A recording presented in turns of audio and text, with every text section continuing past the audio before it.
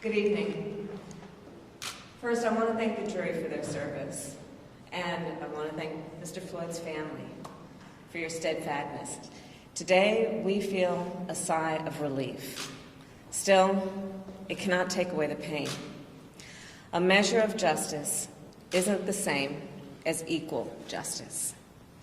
This verdict brings us a step closer, and the fact is, we still have work to do.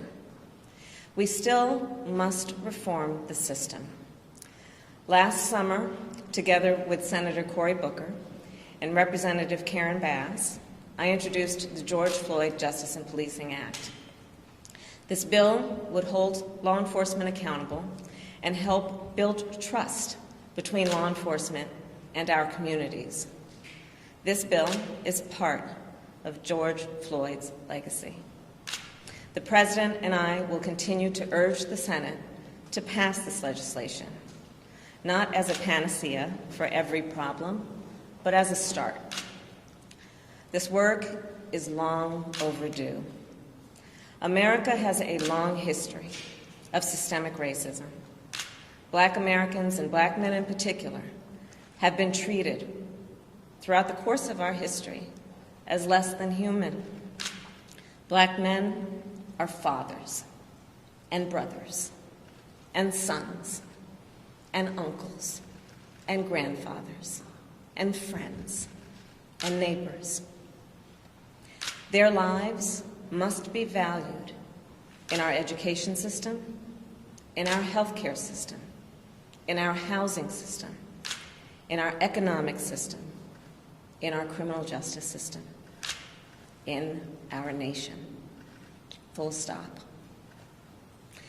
Because of smartphones, so many Americans have now seen the racial injustice that Black Americans have known for generations. The racial injustice that we have fought for generations, that my parents protested in the 1960s, that millions of us, Americans of every race, protested last summer. Here's the truth about racial injustice. It is not just a Black America problem or a people of color problem. It is a problem for every American. It is keeping us from fulfilling the promise of liberty and justice for all. And it is holding our nation back from realizing our full potential. We are all a part of George Floyd's legacy, and our job now is to honor it and to honor him. Thank you. And now it is my great honor to introduce the President of the United States, Joe Biden.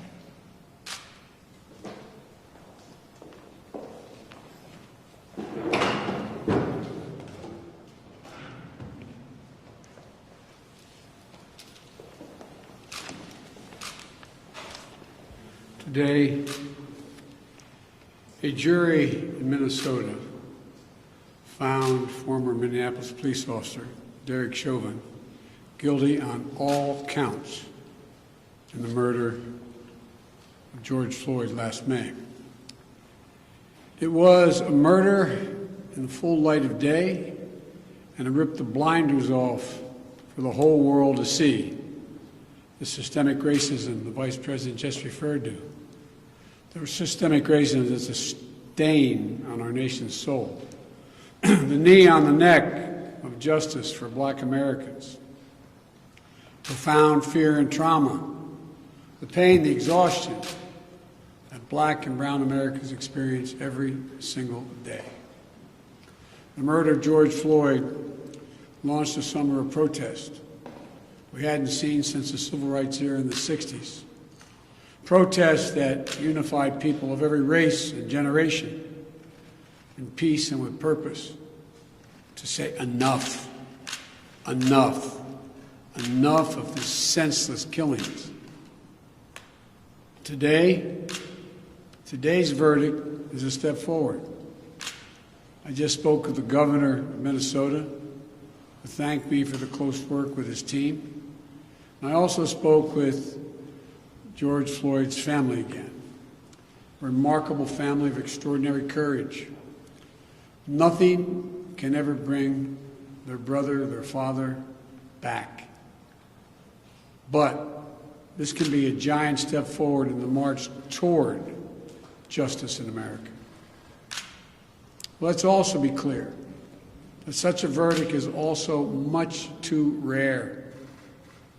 For so many people, it seems like it took a unique and extraordinary convergence of factors.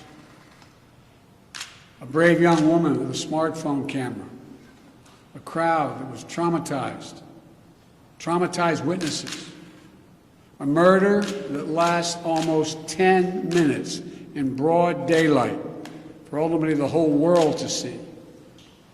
Officers standing up and testifying against a fellow officer instead of just closing ranks, which should be commended. A jury who heard the evidence, carried out their civic duty in the midst of an extraordinary moment, under extraordinary pressure.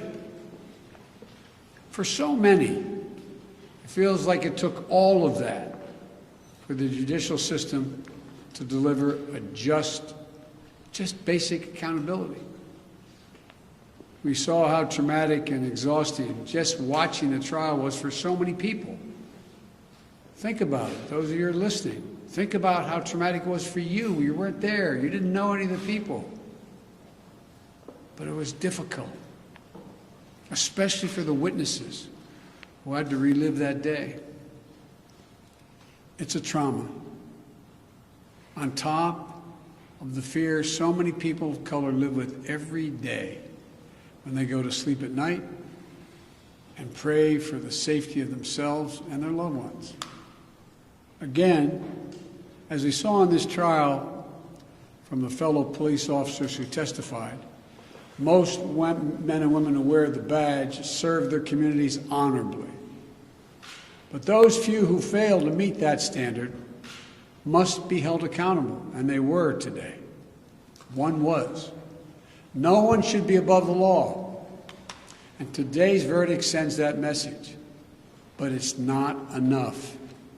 We can't stop here. In order to deliver real change and reform, we can and we must do more to reduce the likelihood that tragedies like this will ever happen and occur again. To ensure that black and brown people, or anyone, so they don't fear the interactions with law enforcement, that they don't have to wake up knowing that they can lose their very life in the course of just living their life. They don't have to worry about whether their sons or daughters will come home after a grocery store run, or just walking down the street, or driving their car, or playing in the park, or just sleeping at home. And this takes acknowledging and confronting head-on systemic racism and the racial disparities that exist in policing and in our criminal justice system more broadly. You know, state and local government and law enforcement needs to step up, but so does the federal government. That's why I've appointed the leadership of the Justice Department that I have, that is fully committed to restoring trust between law enforcement and the community they are sworn to serve and protect. I have complete confidence in the Attorney General, General Garland's leadership and commitment. I've also nominated two key Justice Department nominees, Vanita Gupta and Kristen Clark, who are eminently qualified, highly respected lawyers who have spent their entire careers fighting to advance racial equity and justice. Vanita and Kristen have the experience and the skill necessary to advance our administration's priorities to root out unconstitutional policing and reform our criminal justice system, and they deserve to be confirmed. We also need Congress to act. George Floyd was murdered almost a year ago. There's meaningful police reform legislation in his name. You just heard the Vice President speak of it. She helped write it. Legislation to tackle systemic misconduct in police departments, to restore trust between law enforcement and the people they're entrusted to serve and protect. But it shouldn't take a whole year to get this done.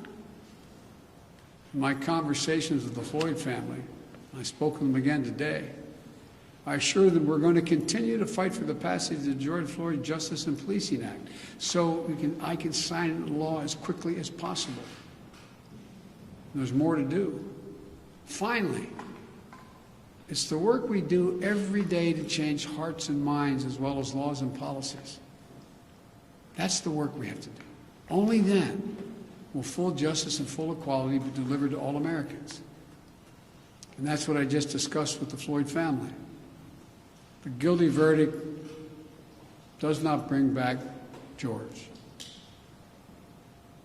But through the family's pain, they're finding purpose. So George's legacy will not be just about his death, but about what we must do in his memory. I also spoke to Gianna, George's young daughter, again. When I met her last year, I've said this before, at George's funeral, I told her how brave I thought she was. And I sort of knelt down to hold her hand. I said, Daddy's looking down on you. He's so proud.